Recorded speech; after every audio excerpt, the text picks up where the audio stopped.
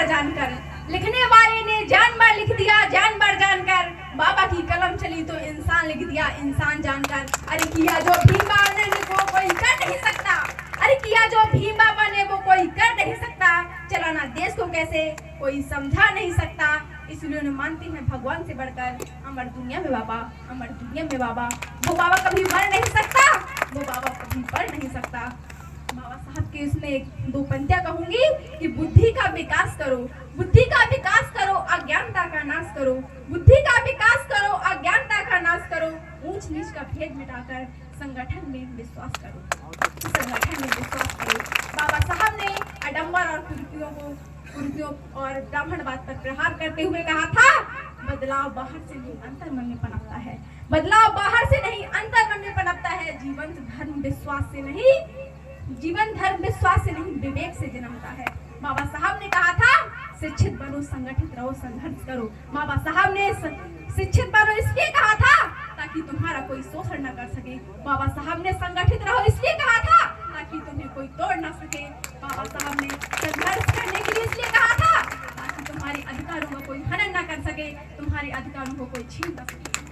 आज अगर हम स्वतंत्र रूप से इस मंच का आयोजन कर रहे हैं तो ये भी हमें बाबा साहब के द्वारा लिखा हुआ संविधान देता है।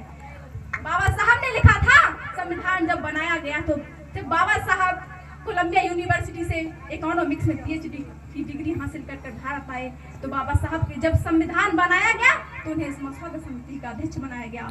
मसौदा यानी संविधान को जो जिसमें संविधान में जो अनुच्छेद डाले जाएंगे, जो अधिकार बनाए जाएंगे, उसका अध्यक्ष बाबा साहब को बनाया गया। बाबा साहब ने जब संविधान लिखा तो आर्टिकल 15 में लिखा, हमारे समाज के साथ जो छुआछूत और जो अन्याय होता था उसके चलते बाबा साहब ने सबसे पहले लिखा कि बाबा साहब ने लिखा कि आज से मूल वंश जाति धर्म के अनुसार किसी भी व्यक्ति के साथ भेदभाव नहीं किया जाएगा।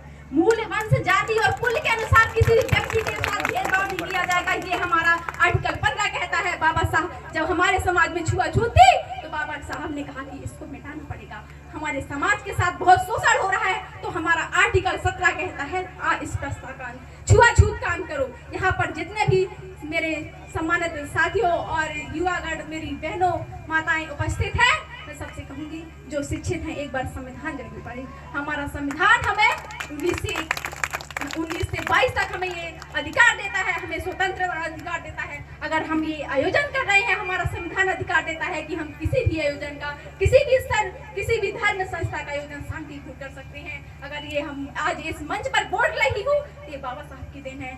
बाबा साहब ने सबसे ज्यादा महिलाओं की, लोग कहते हैं कि बाबा साहब ने सिर्फ दलितों के लिए काम किया, लोग कहते हैं कि बाबा साहब ने सिर्फ दलितों के लिए काम किया। मैं कहती हूँ सिर्फ दलितों के लिए, हर समाज के लिए काम किया। बाबा साहब ने सबसे ज्यादा महिलाओं के लिए काम किया। बाबा साहब ने कहा था कि मैं किसी समाज की उन्नति इस नजर से देखता हूँ कि वहाँ महिलाओं ने कितनी उन्नति की है। इसलिए मैं सबसे गुजारिश करूंगी कि मेरी जो बहनें हैं शिक्षा को सबसे ज्यादा महत्व दें। और इसी के चलते एक गीत है जो मुझे बहुत पसंद